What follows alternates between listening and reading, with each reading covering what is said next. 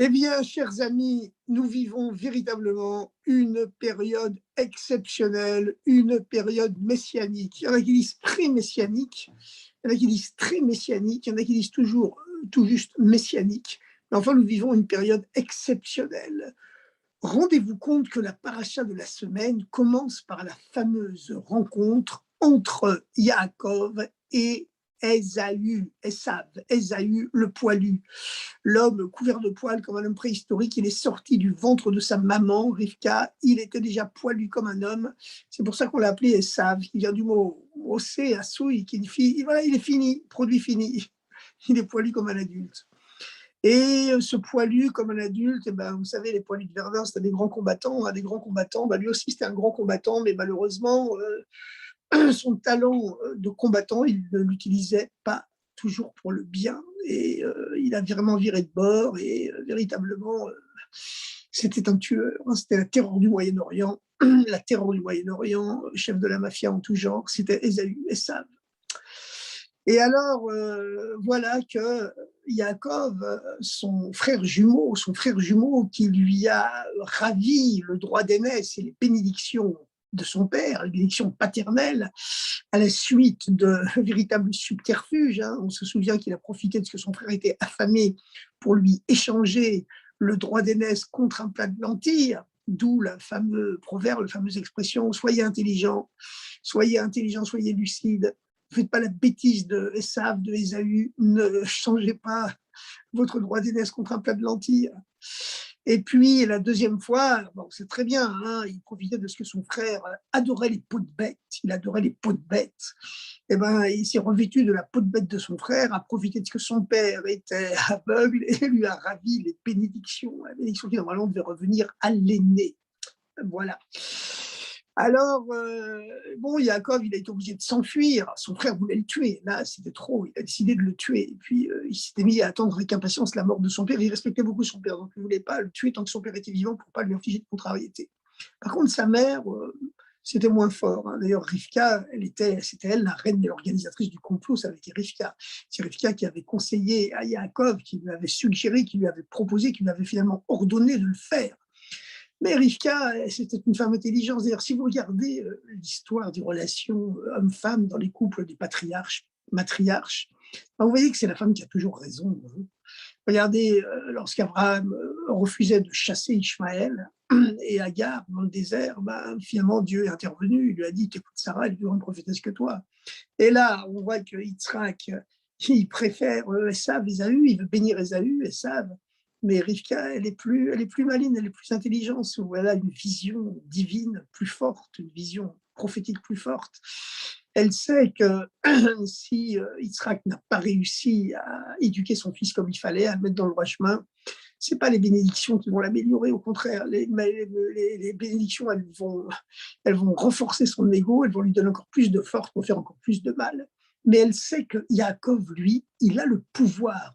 Il a le pouvoir de transformer son frère jumeau Esav. Lui, il en a le pouvoir, il a une force plus grande. Et c'est comme ça, il a fait Koach Ben Mikoach Ab. La force du fils, elle est plus belle que celle du père. Et en hébreu, ça signifie en même temps qu'elle vient du père. Il y a fait Koach Ben, d'où elle vient cette force qui est plus belle, celle du fils, qui est plus belle que celle du père. Mi Koach elle vient de la force du père. Alors donc, Esav avait décidé de tuer Yaakov, Rivka s'est interposée, elle a conseillé à Yaakov, va te réfugier chez mon frère Lavan. Et puis, il est parti, puis il est resté là-bas 20 ans. Il est resté là-bas 20 ans. Alors, Lavan, il valait pas tellement mieux que Esav. Bon, c'était différent. Esav, c'était un violent. Lavan, c'était un escroc. Alors donc, lui, non, il ne faisait pas dans la violence, quoique à la fin, quand il a poursuivi Yaakov, il a fallu que Dieu lui apparaisse en rêve, parce qu'il avait l'intention de massacrer tout le monde. C'est ce qu'on dit dans la Haggadah. Mais bon, finalement, comme Dieu lui est apparu en rêve, il lui a dit garde-toi de parler à Yaakov ni en bien et ni en mal demain, d'accord. Ça va, tu te fais petit devant Yaakov, tu lui fais pas de remarques. Et donc, le lendemain, ils se sont réconciliés. Mais alors, vous savez que Lavan, ça veut dire blanc en hébreu. C'est pas un hasard s'il s'appelle le blanc, parce que le blanc, c'est la couleur supérieure. Vous savez que quand Dieu descend dans les réceptacles de ses attributs, on lui donne des noms différents chaque fois qu'il se revêt d'un réceptacle différent. Voilà, quand Dieu s'habille dans le réceptacle il s'incarne dans le réceptacle de la bonté, on l'appelle Hachem, ou Kel. Lorsqu'il s'habille dans le réceptacle de la rigueur, on l'appelle Elohim, etc., etc. Et il y a 10 réceptacles principaux qui sont chacun d'une couleur différente. C'est toujours le même Or Ein Sof qui est au-delà de toutes les couleurs, qui rentre dans chacune. Mais toutes les couleurs sont faites de plusieurs couleurs mises ensemble, tandis que le blanc, lui, c'est la couleur, la couleur pure. La couleur pure, donc la vanne qui signifie blanc, monsieur blanc, eh bien, cela exprime la source de son âme, qui est la blancheur suprême, la pureté suprême, la pureté du Ein Sof, la lumière divine, avant même qu'elle ne puisse entrer dans des réceptacles où on peut leur donner un nom. Donc, lorsque Lavan poursuit Yaakov et finit par le retrouver, ben, il lui apporte, cette lumière supérieure, cette lumière suprême qui est plus haut que toutes les qualités par lesquelles Dieu peut se définir, plus haute que les noms de Dieu, le blanc indéfinissable qui exprime le niveau de Dieu qui est encore trop pour qu'on lui donne un nom. Et puis, donc, Yaakov reçoit cette lumière-là, et c'est ce qui va lui donner la force ensuite d'affronter Esav, d'affronter Ésaü. Et donc, il arrive à la frontière, il passe la frontière, voilà, et il envoie des messagers. Rachid nous dit qu'il s'agit d'anges. Vaishlach Yaakov malachim lifnei Esav achiv. Yaakov a envoyé des malachim. Alors, malachim, ça veut dire des anges, ou ça veut dire des rois, ou ça veut dire des messagers. Mais ici, dans ce contexte, Rachid précise que ce sont des messagers vraiment. Malachim mamash, des messagers vraiment, nous dit, des anges vraiment, nous dit notre grand commentateur Rachid. Et le Maggid de Mezerich, le successeur du Baal Shem Tov, qui a pris 2 fois la force du Baal Shem Tov, d'ailleurs, comme le prophète Élisée avait pris 2 fois la force du prophète Élie, eh bien, c'est la raison pour laquelle le prophète Élie avait ressuscité 2 fois un mort, alors que, non, une seule fois un mort, il y a Elisha, son disciple, qui a pris 2 fois sa force, on a ressuscité 2 fois un mort. Ben, le Baal Shem Tov a eu 60 élèves, le Maggid de Mezerich en a eu le double. Bon, la quantité n'est pas toujours une preuve de qualité, mais chez certains hommes d'élite, leur spiritualité, elle est tellement forte, tellement puissante qu'elle arrive à pénétrer la matière, et ils n'ont pas seulement la qualité, ils ont aussi la quantité. Alors, donc, le Maggid de Mezerich commente ce fameux verset, le commentaire de Rachid, qui nous dit « Vaishlach Yaakov malachim lifnei Esav achiv » Yaakov a envoyé des anges au devant de Esav, son frère. Et le Maggid de Mezerich nous explique pourquoi est-ce que Rachid nous dit « malachim mamash » des anges vraiment, des anges sous forme humaine, mais des anges vraiment. Eh bien, le Maggid nous dit Malachim Mamash, ça veut dire que le Mamash, le côté matériel des anges, l'enveloppe charnelle des anges, Yaakov l'a envoyé au devant de Esav, mais la dimension intérieure de ces Malachim, de ces anges, leur dimension spirituelle, Yaakov l'a gardée pour lui. Et les anges reviennent et lui disent Banu el achicha, on a été chez ton frère. El Esav, chez Esav. Et lui aussi, il vient à ta rencontre. Mais lui, il ne vient pas seul. Il vient avec 400 soldats, 400 commandos d'élite armés jusqu'aux dents. Alors là, Jacob, il a très très peur. Il a dit, oulala, il n'a pas changé 20 ans après. Ma mère m'avait dit que je devais quitter Eretz-Kenaan, la terre d'Israël, jusqu'à ce que son courroux s'apaise. Mais 20 ans après, il a la rancune tenace. Et donc, son courroux n'est pas apaisé. Donc, Jacob a très peur. Et il divise son camp en 2 parties. Et il envoie plein de cadeaux devant de Esav, Donc ça, c'est les cadeaux, la diplomatie. Ensuite, malgré tout, il se prépare à la guerre, il divise son camp en 2 parties pour être prêt au combat. Et puis, il prie. Voilà, c'est ces 3 stratégies en 3 actes. En premier, la stratégie pour combattre et puis la prière. Bien sûr, la prière qui quelque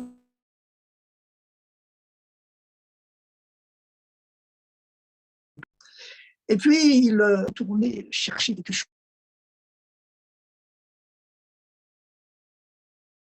seul sur la rive en train de chercher ce qu'il n'a pas oublié. Les gens disent: «Écoute, ce sont ils sont tous des érudits, ils connaissent l'histoire, bien sûr». Brusquement, alors que la nuit tombe, un homme l'agresse, un homme l'attaque. Et l'homme le combat et ils se combattent toute la nuit. Et c'est une lutte à la fois matérielle et spirituelle parce que cet homme-là aussi, c'est un ange. Et ce n'est autre que l'ange de Esav, l'ange d'Ésaü, l'ange de la civilisation chrétienne occidentale, puisque Esav est l'ancêtre de la civilisation chrétienne occidentale, tout comme Ishmaël est sur le plan spirituel, hein, sur le plan culturel.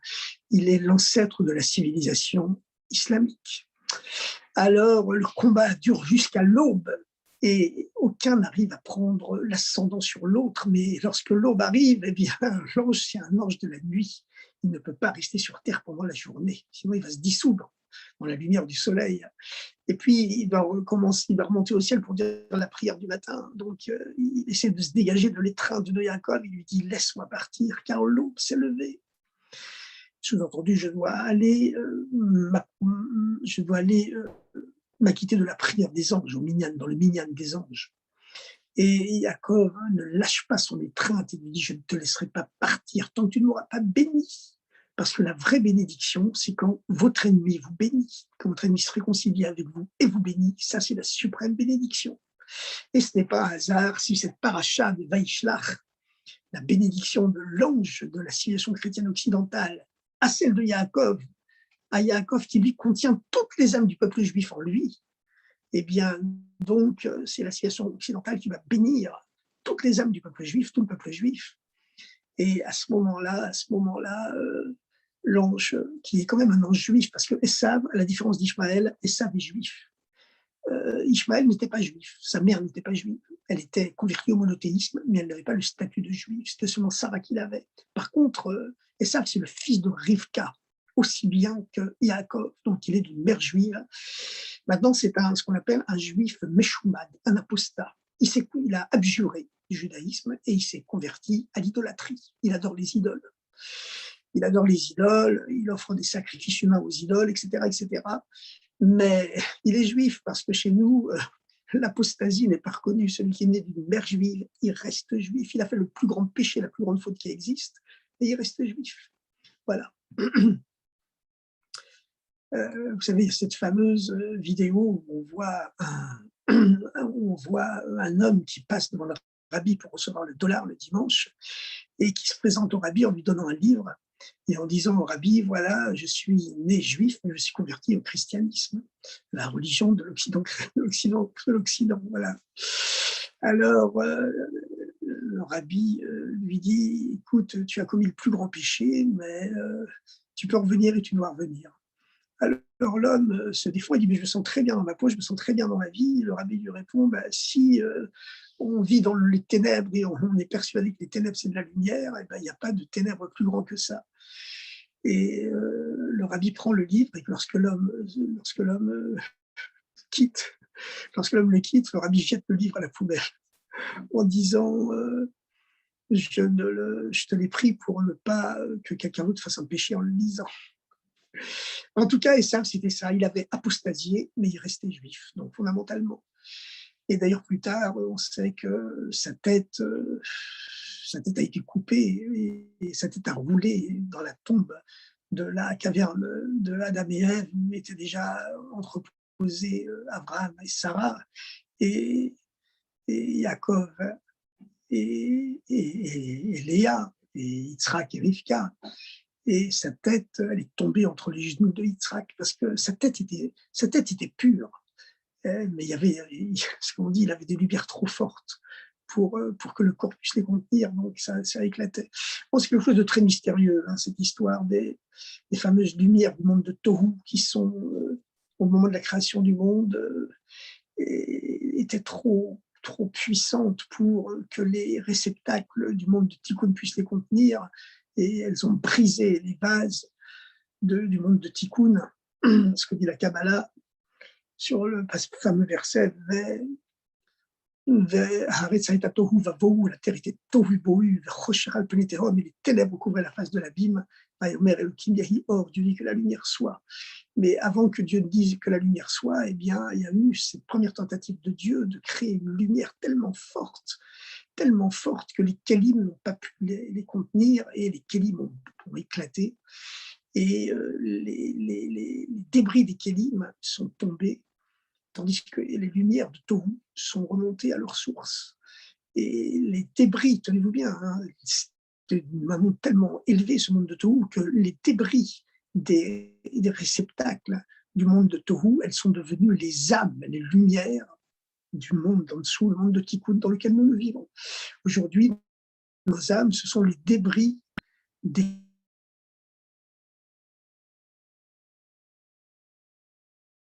mondes de Tohu. Tandis que dire qu'il est trop fort. Or, la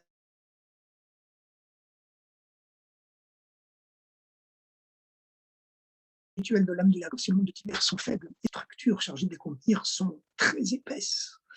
Et le monde de Tohu, c'est à l'opposé. C'est un monde où les lumières sont éblouissantes, mais les structures, elles sont trop faibles, elles sont incapables de les contenir et elles éclatent. Mais ensuite, les lumières, donc, elles n'ont rien pour les contenir, donc elles remontent. Elles remontent à leur source, mais les débris des vases, comme on dit, les débris des corps du monde de Tohu tombent dans le monde de Tikkun et elles en deviennent des âmes. Alors, Yaakov, donc, c'est l'incarnation sur terre du monde de Tikkun. Ça, Ésaü, c'est l'incarnation du monde de Tohu. Les anges de Ésaü, au devant de Esav, les anges sont venus, ils ont dit, Banu el Achicha, on est revenu. On a été chez ton frère, chez Esav, chez Ésaü. On a été, Banu el Achicha, on a été chez ton frère, El Esav, chez Esav. Parce qu'on a été chez ton frère. Ça veut dire, toi, pour toi, tu le ressens comme ton frère. Tu ressens que c'est vraiment ton frère.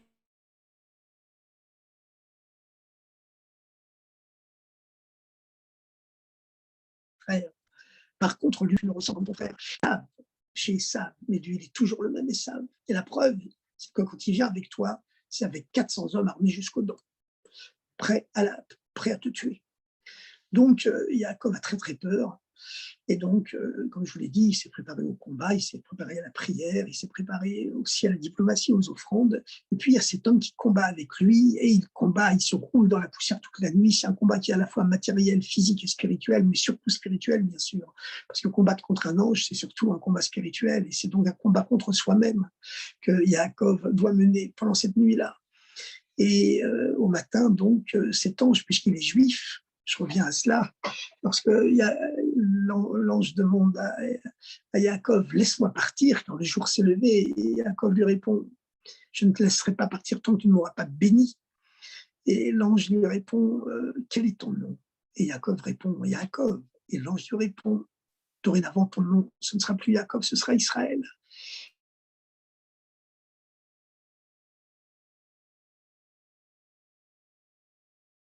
Le mot sar, qui veut dire les créatures terrestres, les créatures humaines et les créatures célestes, et tu as vaincu. Et donc, depuis ce jour-là, voilà, Yaakov,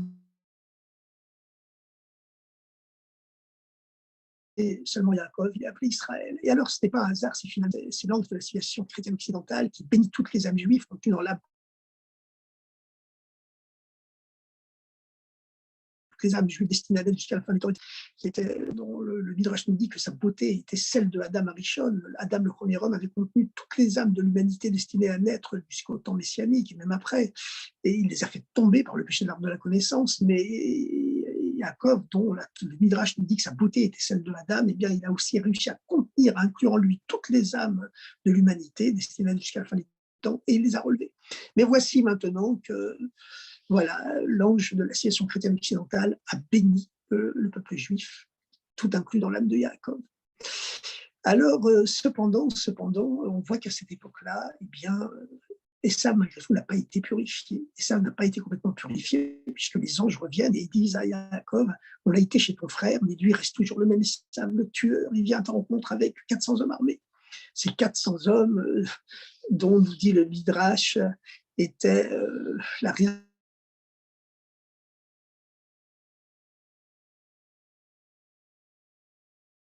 400 shekels, les 400 shkalim, les 400 cycles d'argent pour acquérir de Adam et Chava, pour y enterrer son épouse Sarah.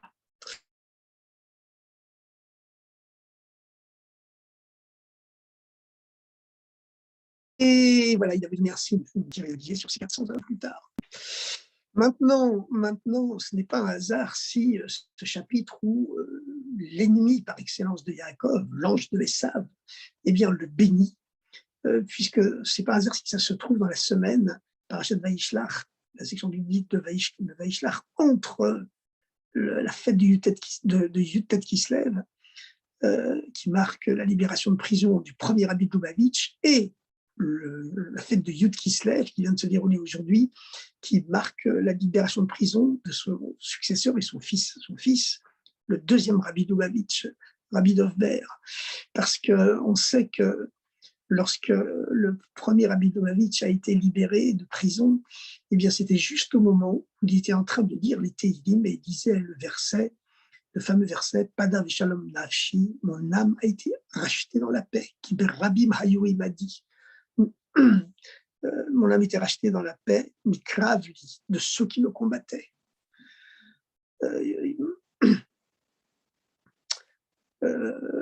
Et donc, ce combat, finalement, a été gagné de façon pacifique. Et ça a été le cas également pour le deuxième rabbi, quand il a été libéré de prison. C'était le jour où, dans le décompte mensuel de la lecture des Tehillim, selon ceux qui font Chitat, eh bien, il y avait, aujourd'hui, on a lu le fameux passouk, Padam et Shalom Nafshi, mon âme a été rachetée dans la paix. Mikravdi, de ceux qui me combattaient. Et j'ai donc réussi à me libérer sans avoir besoin de combattre, de façon complètement pacifique. Eh bien, c'est cela, c'est la suprême bénédiction.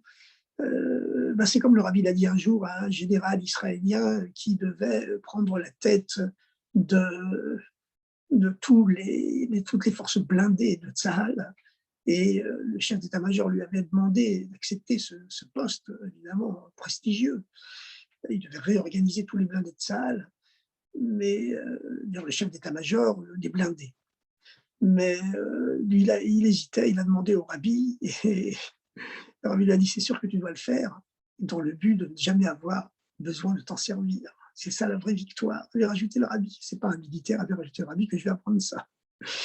Donc c'est ça, être racheté dans la paix. C'est cela la véritable victoire. Et donc à partir du moment où l'ange de Esav a été vaincu, eh bien Esav ne peut plus rien faire sur terre. Et donc le lendemain matin, évidemment, Yaakov se prosterne effectivement devant lui. Il utilise toujours toutes les structures de la comédie humaine. Voilà, on est obligé de jouer le rôle et d'accepter de jouer le rôle de l'humanité normale. Mais finalement, Esav court à sa rencontre et l'embrasse, avec tous les commentateurs, tous les midrashim, les milliers de midrashim qui courent à ce sujet, les midrashim qui disent qu'il a voulu le mordre, et l'égorger avec ses grandes dents pointues, mais qu'à ce moment-là, le cou de Yaakov est devenu comme du marbre. Mais bon, il y a beaucoup de midrashim, mais enfin la majorité des commentaires disent que même si ensuite leur réconciliation n'a pas été totale, parce que si Yaakov de son côté était prêt à accueillir le Messie, eh bien Esav lui n'était pas prêt. Et donc il aura fallu attendre plus tard et les deux hommes se sont séparés. Et c'est seulement en temps messianique que Esav et Yaakov, le peuple juif et l'Occident chrétien, donc, seront complètement réconciliés. Mais aujourd'hui, nous avons déjà des preuves de cela. Nous avons des preuves, comme le dit le Rabbi, que le monde est prêt à accueillir le Messie. Je vous rappelle que ces fameuses années 1989, 90, 91 qui étaient les années de l'apogée du rabbi, où sa dimension messianique, elle s'est dévoilée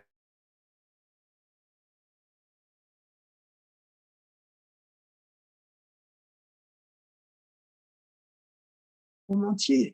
À l'époque, qui ordonnait à tout et d'avoir une chambre étanche pour protéger des scuds aux têtes chimiques de Saddam Hussein, Marchement. Eh bien, le rabbi seul, face au monde entier, disait tout le monde doit aller en Israël actuellement, c'est l'endroit le plus sûr du monde. C'était en janvier 91, hein. Décembre, janvier 91, voilà, presque à la même époque que maintenant, quasiment à la même époque que maintenant. Et il n'y aura pas d'attaque chimique, il n'y aura pas d'attaque au gaz, il n'y aura pas besoin de se servir des masques à gaz. Malheureusement, les seules victimes qu'il y a eu dans cette guerre, c'était des gens qui s'étaient étouffés en mettant mal leur masque à gaz. Malheureusement. Enfin, malheureusement, vraiment. Alors, en tout cas, c'est cette fameuse rencontre entre Yaakov et puis l'âme cosmique du peuple juif, puis l'ange de Esav, l'ange de la civilisation occidentale. Et à cette époque-là, lorsqu'il y avait tous les grands miracles du Rabbi, la dissolution de l'URSS,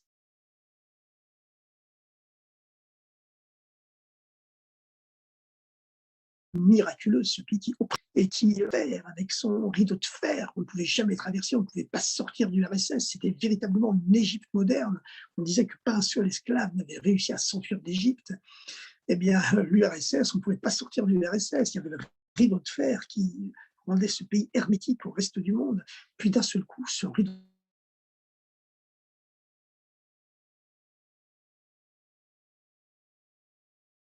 sans faire de victimes, pacifiquement. Première fois dans l'humanité, l'empire du mal, qui est devenu l'empire du mal, comme le surnommait le président américain de l'époque, le président Ronald Reagan, Empire of Evil. Eh bien, il a renoncé à sa dictature, renoncé à sa volonté de conquérir les autres pays par la force. Il a renoncé à son idéologie et d'un seul coup, il a demandé pardon et il a implosé pacifiquement. Pour la première fois dans l'histoire de l'humanité, on a fait un phénomène n'est jamais produit qu'un empire qui s'est donné la force et l'idéologie de conquérir le monde par la violence et qui opprimait sa population, ça ne s'est jamais produit qui renonce de lui-même pacifiquement.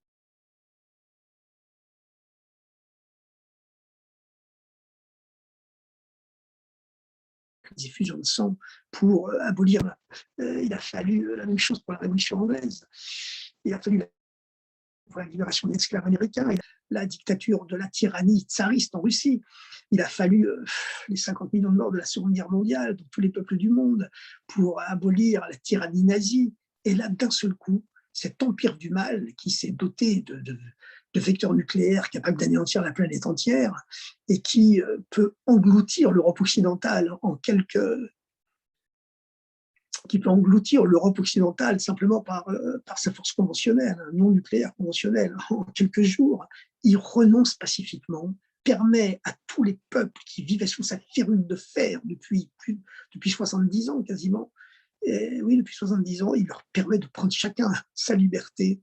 Toutes les religions peuvent être pratiquées librement au grand jour, tout le monde peut exprimer ses opinions librement, tous ceux qui veulent quitter l'URSS et partir, et déjà millions de juifs rentrés en Israël, tout le monde peut le faire. Voilà, la bulle a mystérieusement implosé. En vérité, comme l'a dit le rabbi à l'époque, pourquoi elle a implosé cette bulle? Elle a implosé parce que c'est l'esprit de Mashiach qui est rentré dans la tête des dirigeants mondiaux, notamment des dirigeants soviétiques, et qui les a conduits à,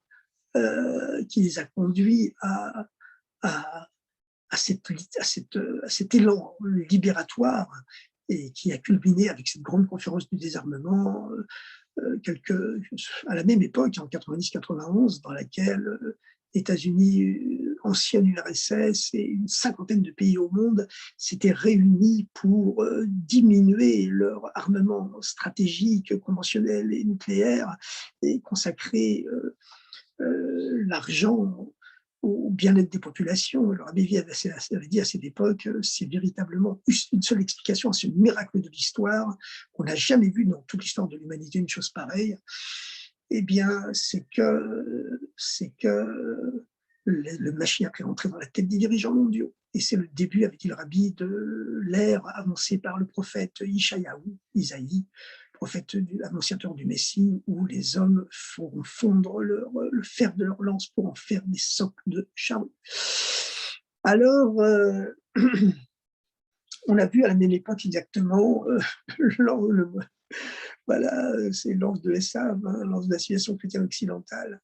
On a vu le pape lui-même rentrer à la même époque, hein, c'est exactement à la même époque, dans la synagogue de Rome pour demander pardon, pardon pour tout ce que le christianisme a fait de mal au peuple juif pendant près de 2000 ans. Tout, voilà. Alors vous allez dire, c'est peu demander pardon pour tout le mal qu'ils nous ont fait, mais c'était quand même impressionnant quand on est capable d'analyser les événements de l'humanité, les événements quotidiens, les événements politiques du monde, politiques culturels du monde, à la lumière de la Torah et surtout à la lumière de la Torah du Rabbi. Eh bien, voilà, il y a environ 4000 ans, Yaakov et Esav ont tenté de se rencontrer. Yaakov était prêt déjà à la libération messianique. Il s'était complètement purifié dans les 20 ans qu'il avait passé chez Lavan. Il avait été capable d'absorber, d'intérioriser les lumières supérieures, cette blancheur suprême, cette blancheur céleste absolue qui est plus haute que, que les qualités de Dieu lorsqu'elles descendent symboliquement dans des réceptacles de couleurs qui désignent soit la bonté, soit la rigueur, etc., le niveau de Dieu absolu au-delà de toute définition. Il avait réussi à intégrer cette dimension de Lavan, de blancheur suprême, du Ensof, de l'infini, et puis grâce à ça, il était capable maintenant de purifier Esav, mais lui, Esav, de son côté, n'était pas prêt. Et là, on voit 4000 ans ont passé, et le pape, il vient demander pardon, et on se rend compte que d'un seul coup, dans tous les pays du monde, dorénavant, dans tous les pays occidentaux, pour la première fois dans l'histoire de l'humanité, depuis plusieurs milliers d'années, eh bien, d'un seul coup, les Juifs peuvent pratiquer leur religion librement et influencer les non-juifs pour la pratique des 7 lois de Noé, comme on le fait dans les rues de Paris aujourd'hui.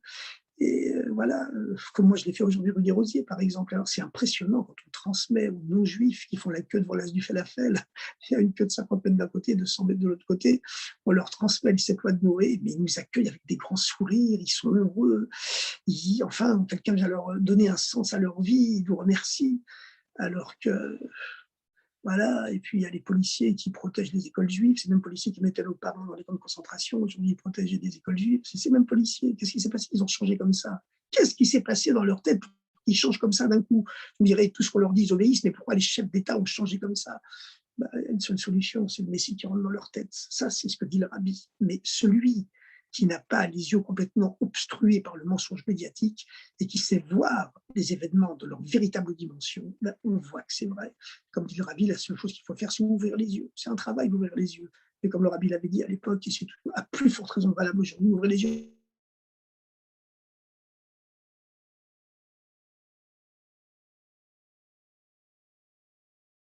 Alors le titre de ce ont tous des escrocs. Yaakov a demandé à l'ange de le bénir et l'ange de Esav lui répond quel est ton nom, puisque c'est un ange juif, il répond par une question. Et Yaakov, qui est candide, hein, qui est un ishtan, il est simple, eh bien il répond Yaakov, et l'ange lui répond ton nom dorénavant, ce ne sera plus Yaakov, qui Israël Yeshvecha, ce sera Israël, seulement ton nom. Qui s'arrête à une car tu as combattu les oncles et les hommes et tu as gagné. Et alors, qu'est-ce que ça veut dire Elohim? Elohim, vous savez, c'est la valeur numérique du mot Hateva, la nature. Donc Elohim, ça désigne la dimension divine qui se cache dans la nature. Lorsque l'ange dit à Yaakov, tu as vaincu Elohim, ça veut dire que tu as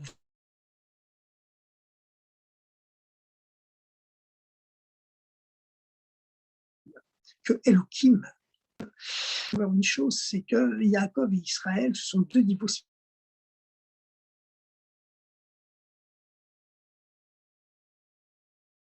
différents, complètement différents, comme on va le même Israël exprime un niveau spirituel très supérieur à celui de Yaakov, et bien malgré tout, contrairement à ce qui s'était passé avec Abraham, Abraham aussi avait changé de nom. Au début de sa vie, il s'appelait Avram. Avram, le Père supérieur, ça veut dire une dimension spirituelle tellement haute qu'elle avait du mal à s'incarner sur terre. Av, mon Père, Ram, supérieur, surélevé.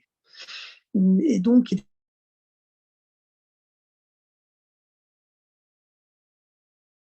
tellement élevé qu'il était incapable d'avoir. Et Dieu a dû, qui est la lettre du souffle,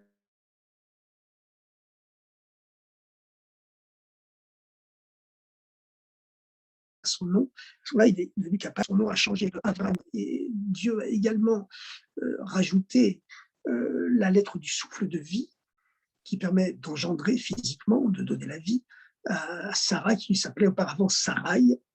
Et dorénavant, Dieu lui a enlevé le Yud et lui a donné le He, la lettre du souffle de vie à la place. Donc avec ces deux He, ils étaient capables d'engendrer un enfant physique. Ça a été Yitzhak. Mais à partir du moment où le nom d'Abraham a été changé, il s'est devenu Abraham, c'est interdit de l'appeler par son ancien nom. Voilà, il ne faut plus interférer sur son ancien mazal.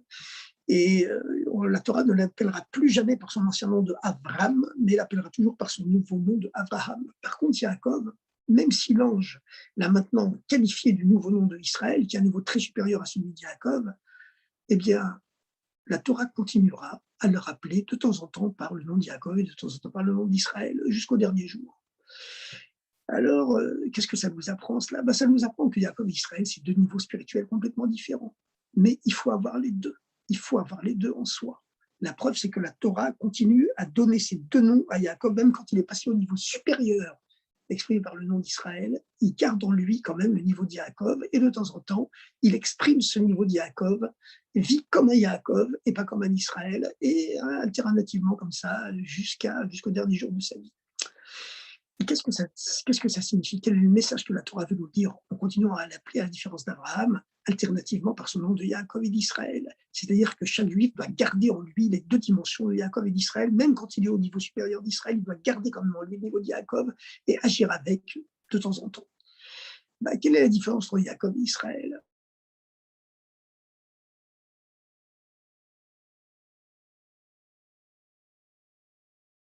Quand il est né, il était agresseur. Le talonneur, il suit sur deux roues. Dans les courses cyclistes, dans le Tour de France par exemple, scientifiquement, un coureur qui roule en tête face au vent, face au vent contraire surtout, il brûle 2 fois plus d'énergie que celui qui est dans sa roue. Donc il y a les petits malins, les profiteurs, les suceurs de roue, comme on les appelle dans le vocable du cycliste, eh bien, ils ne se fatiguent pas, hein, ils sont en train de rouler dans le sillage de l'autre. Voilà, et lui suce la roue, ils sont en train de rouler dans son sillage, ils brûlent 2 fois moins d'énergie, et puis lorsqu'on arrive au sprint, au dernier moment, comme l'autre est complètement épuisé, il le dépasse et il gagne. Voilà, c'est la déloyauté personnifiée. C'est Yaakov, c'est Yaakov. C'est un talonneur, il agrippe le talon.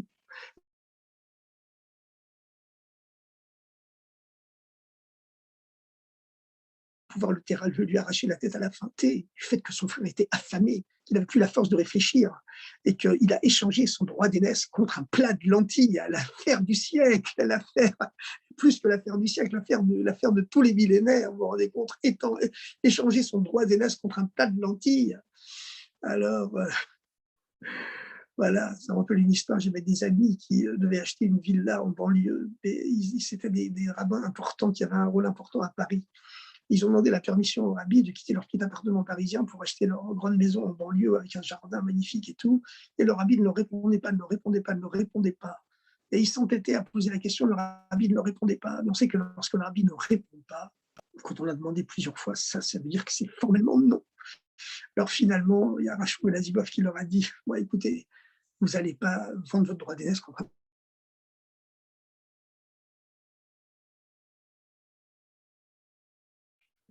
Donc ils ont renoncé à l'appartement parisien, vers une vie beaucoup plus heureuse, évidemment, que s'ils avaient été exilés dans une banlieue parisienne lointaine. Alors, beaucoup plus épanoui, beaucoup plus accompli, c'est évident. Maintenant, euh, chaque juif doit avoir en lui donc ces deux niveaux de Yaakov et d'Israël.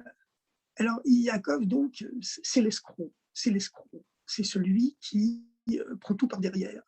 Pour recevoir les bénédictions de Yitzhak, il n'a pas hésité à se déguiser dans la peau de bête de son frère pour profiter de ce que son père était aveugle et escroquer son frère et lui voler encore une fois les bénédictions après lui avoir subtilisé le droit d'aînesse. C'est quelqu'un qui est incapable de combattre face à face à la loyale. Tout ce qu'il obtient dans la vie, il ne peut le prendre que par la ruse. Israël, c'est le contraire. La racine du mot Israël, c'est ça, le prince, celui qui combat face à face. Et puis finalement, il a été obligé, lorsqu'il a été acculé le dos au mur avec l'ange des sables qui voulait l'étrangler. Il a été obligé de se battre face à face à la loyale. Là, il n'y avait plus de chemin, il n'y avait plus possibilité de faire autrement, ni à droite ni à gauche. Et finalement, face à ce combat à la loyale, entre guillemets, face à face avec l'ange céleste de Esav, il a réussi à gagner, il a réussi à vaincre et à se faire bénir par l'ange de son ennemi. Donc, à utiliser toute la force de son ennemi.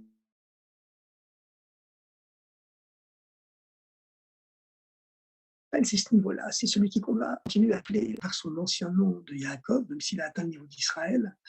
Eh bien, ça signifie qu'il va avoir ces deux niveaux-là en lui. C'est-à-dire que le juif doit garder en lui cette faculté d'être un escroc quand il faut l'être. Qu'est-ce que ça veut dire être un escroc? Posons la définition du mot escroc dans le dictionnaire Larousse. Un escroc, c'est quelqu'un qui vous fait croire qu'il est à votre service. Il est suffisamment obséquieux pour ça, suffisamment persuasif. Il est à votre service, monsieur. Puis quand on arrive au point central de l'histoire, d'un seul coup se dévoile la vérité. Non seulement il n'avait jamais été à votre service, mais c'est vous qui, sans le savoir, avez toujours été à son service à lui. Et voilà, la vérité, elle est dure à vivre, mais c'est celle-là. Eh bien, c'est la démarche qu'un juif doit avoir face au monde matériel dans lequel on vit, qui est le monde des antivaleurs. Un juif doit savoir être un escroc. Qu'est-ce que ça veut dire être un escroc? Un escroc au sens spirituel du terme, bien sûr. Il est évident qu'un juif doit toujours faire preuve d'une honnêteté absolue face aux juifs comme avec les non-juifs. Parce qu'il y a le problème en plus du Kiddush Hashem, de la sanctification du nom de Dieu. Hein. Voler les non-juifs, c'est quelque part pire que voler les juifs. Sur le plan halakhique, c'est exactement la même chose. Mais sur le plan spirituel, c'est pareil, évidemment, mais il y a une dimension un peu plus grave, c'est qu'il y a le chilul Hashem, la profanation du nom de Dieu aux yeux du monde. Or, nous, les Juifs, on a été créés pour être hors la goïm netakticha, lumière des goïm, des nations, des peuples, je t'ai fait. Alors, si on se met aux Juifs, Madoff et compagnie, malheureusement, eh bien, au contraire de notre mission pour laquelle Dieu nous a créés, c'est évident.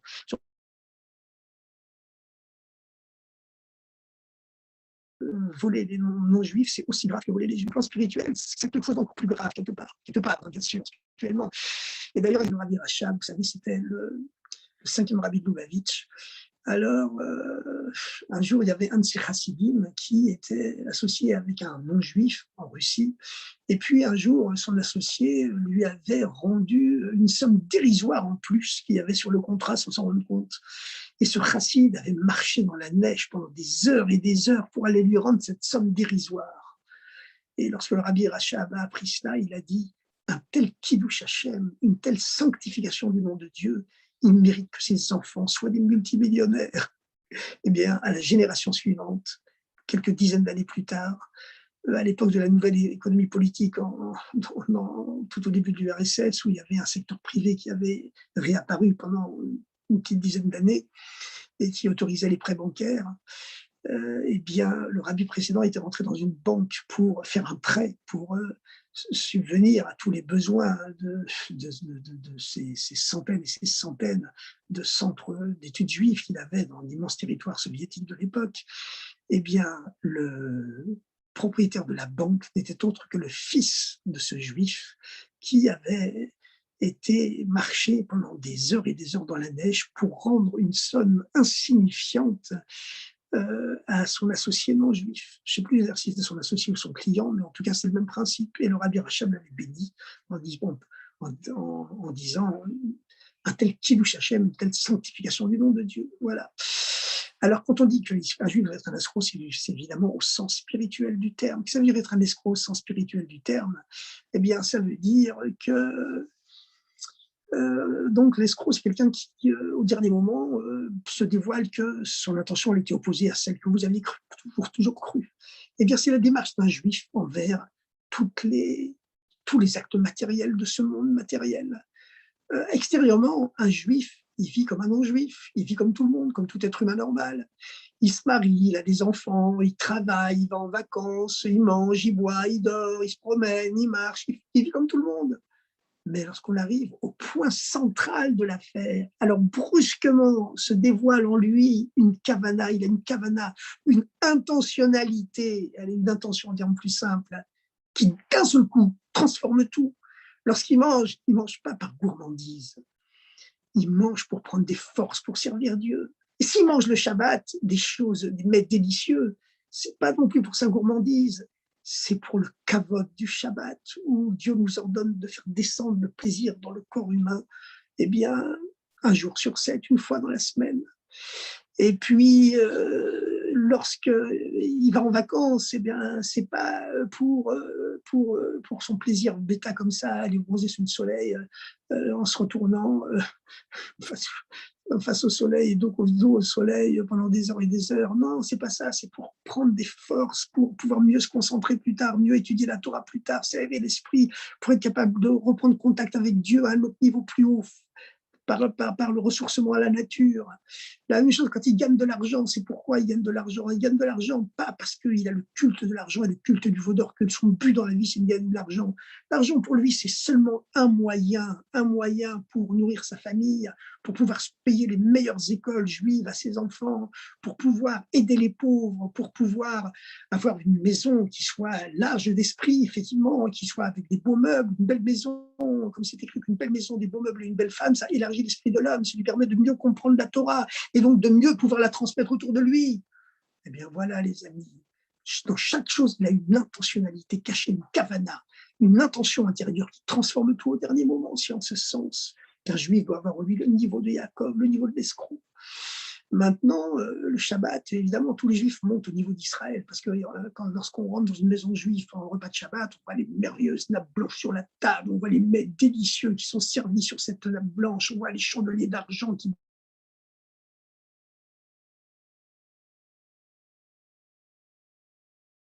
Ben, ici, il n'y a pas besoin d'une intentionnalité évidente.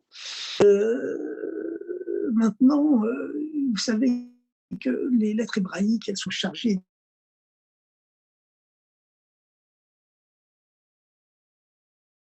Alors, qu'est-ce que c'est le nom de Yaakov? Quelle dimension c'est? Ben, Yaakov, c'est deux parties.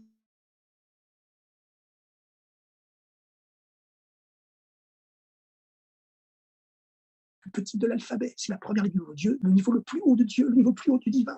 Le yud, c'est comme un point, un point. Et dans l'être humain, ça symbolise l'effort de l'être humain qui veut perdre son ego, ne devenir plus qu'un seul point, qui lui permet de s'inclure dans le néant et comme ça s'unifier à Dieu. Et donc le yud, dans l'être humain, ça symbolise l'âme. Yud Ekev. Yaakov, ça se divise en deux parties. Yud Akov, Akov, ça vient du mot Ekev, le talon. Yud, c'est l'âme, la parcelle de Dieu qui est présente en l'homme. Et Yud Ekev, le talon de l'âme, ça signifie que c'est seulement le talon de l'âme qui est dévoilé dans Yaakov. Le niveau le plus bas de l'âme seulement est dévoilé en lui. Par contre, l'anagramme de Israël, c'est Li Roche. Li, à moi, il n'y a que Dieu qui peut dire moi, la tête de l'âme, la tête, le niveau le plus haut de l'âme qui est dévoilé en Israël. Alors que c'est seulement le bas de l'âme, le niveau le plus bas de l'âme, le talon de l'âme qui est dévoilé dans l'être humain, il ne peut pas affronter les choses en face, il est obligé de ruser tout le temps, de prendre les choses par derrière, parce que le monde cache Dieu. Il ne voit pas Dieu dans le monde, il ne voit que des formes physiques extérieures.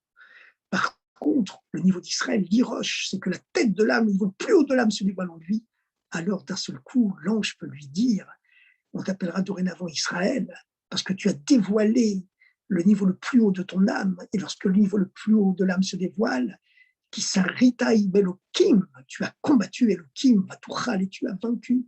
Elohim, en valeur numérique Hateva, la nature, ça désigne le voile que la nature fait sur Dieu,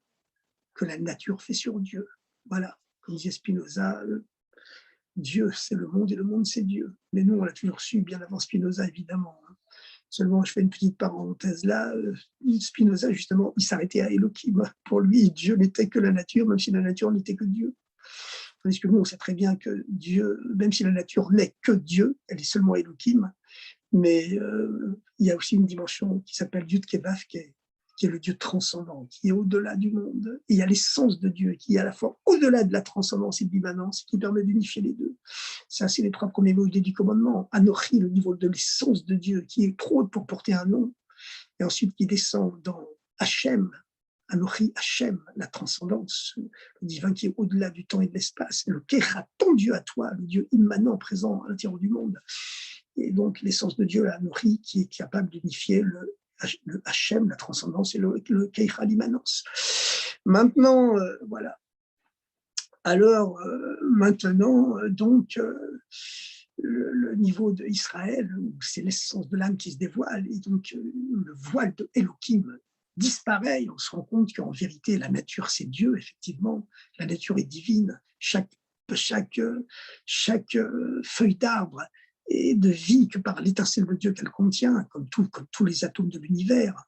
Eh bien, à ce moment-là, tous les voiles sautent quand le niveau d'Israël se dévoile, le niveau le plus haut de l'âme s'est dévoilé. C'est ce qui s'est passé. Le combat avec l'ange, c'était un combat contre lui-même essentiellement, contre l'ange de Esav qui était à l'intérieur de lui et qui l'emprisonnait et qui empêchait le niveau le plus haut de son âme de se dévoiler, bien que c'était aussi, dit la Torah, bien sûr, aucun verset ne sort de son sens littéral, un combat physique contre l'ange de Esav. Alors, maintenant, le niveau d'Israël, évidemment, c'est le niveau des tzadikim. Le niveau des tzadikim, ce sont ces hommes qui sont des êtres divins, que Dieu a dotés au départ d'une âme spéciale, d'une âme universelle.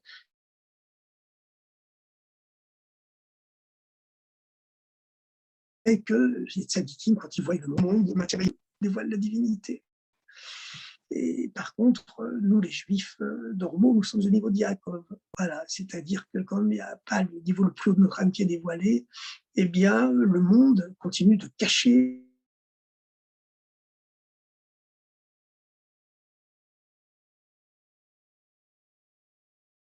Lui, il y a la fameuse traversée de la mer, c'est ouverte. Les Hébreux, à l'époque, on marchait à pied sec dans la mer. Ça signifie que la mer, elle cache tout ce qu'elle contient et que d'un seul coup, la force divine cachée dans la matière, eh bien, elle s'est dévoilée d'un seul coup, elle s'est ouverte, elle s'est dévoilée au fond de la mer. Alors, c'est toujours ce principe, et c'est cela le principe du passage du niveau de Yaakov au niveau d'Israël.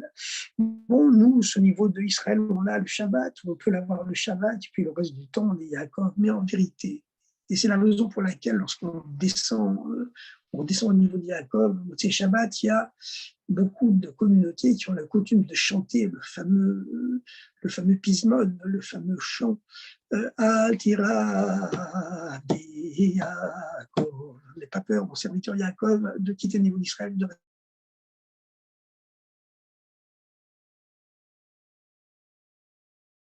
Alors, chers amis, nous vivons maintenant, ou alors un temps qui est carrément. Voilà, le fait que Dieu nous a dans son dernier commentaire qu'il a prononcé dans son outil à notre époque, c'est que le retour des exilés du peuple juif a commencé déjà depuis un certain temps en Eretz Israël, et que ce retour, cette aliyah actuelle en Eretz Israël, c'est la aliyah messianique annoncée par tous nos prophètes. Et voilà, on voit comment l'histoire juive, elle a été vérifiée expérimentalement, vous voyez, dans la fameuse paracha Bechukotai, où Moïse, il annonce le contrat d'alliance entre Dieu et le peuple juif, et il annonce que si le peuple juif profane ce contrat d'alliance, désobéit à ce contrat d'alliance, eh bien la terre qui est une terre sainte le chassera parce qu'elle ne supporte pas qu'on la profane. Et c'est un corps vivant, la terre d'Israël, elle ne supporte pas qu'on la profane. Et donc la terre prendra, c'est les fameuses prophéties de Moïse, la terre reprendra de force les années shabbatiques qu'on ne lui avait pas données. Aujourd'hui, ce qu'on voit d'extraordinaire, c'est qu'aujourd'hui, de plus en plus de kibbutzim en Israël, de plus en plus de moshavim, eh bien, de centres agricoles, eh bien, ils respectent la Shemitah, l'année shabbatique, c'est quelque chose de prodigieux, de merveilleux, de se promener dans toutes ces orangeries et toutes ces plantations de mandariniers, de pamplemousses, et de voir tous les fruits qui tombent par terre. Et c'est l'année de la Shemitah, l'année shabbatique. Et véritablement, ce retour, on voit qu'il n'est pas seulement matériel, il est aussi spirituel. Cette teshuva, qui veut dire retour en hébreu, c'est pas seulement matériel, c'est aussi spirituel. Et dans les prophéties de Moshe Rabbeinu, il est écrit que la terre, ensuite, elle restera dévastée pendant des siècles et des siècles. C'est ce qui s'est produit jusqu'à ce que les Juifs y reviennent et qu'à ce moment-là, elle se repeuplera, elle refleurira. Et on voit que c'est ce qui s'est passé. La terre d'Israël, elle a toujours été Eretz Rafet, une terre de convoitise pour toutes les civilisations du monde. Les croisés, les chrétiens, les musulmans, les chiites, les sunnites, etc., les orthodoxes, ils se sont tous entretués pour conquérir cette terre. Mais dès qu'ils l'avaient conquise, eh bien, c'est comme un jouet immérité dans les mains d'un enfant. L'enfant n'a pas mérité ce jouet. Et il se rend compte finalement que ce jouet pour lui n'est pas pour lui. Et puis inconsciemment, c'est l'acte manqué, il le casse. Et puis voilà, alors qu'il s'était tellement battu, il avait saoulé ses parents pour l'avoir.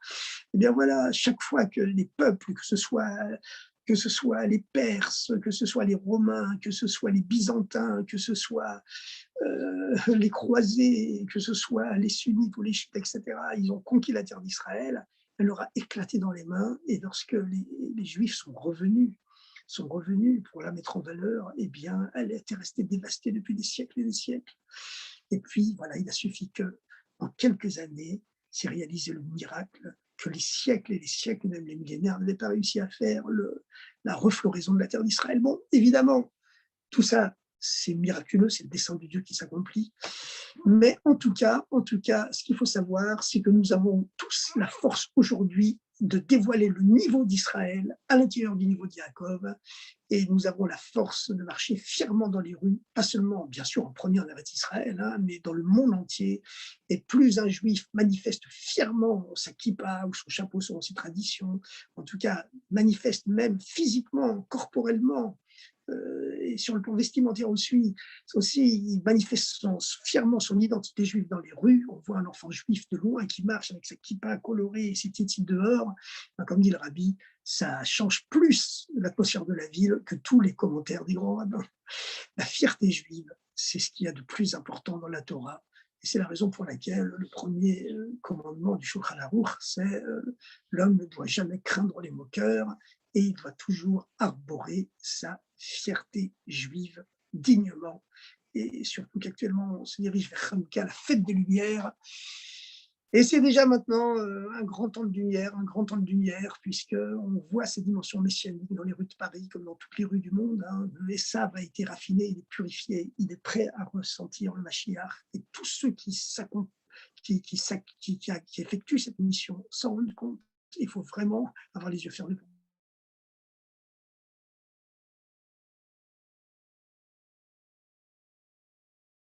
Chers amis, à très bientôt. Entre Yud qui se lève, la circoncision du chassid, des jours de lumière qui nous préparent à Hanouka, qui nous préparent à la fête des Lumières, et que toute la vie soit une grande lumière, les orodes de Tohu, les lumières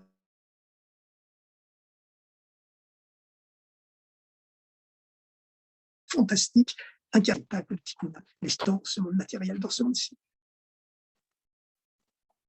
L'essentiel, c'est que ça déborde, bien entendu, de façon pacifique.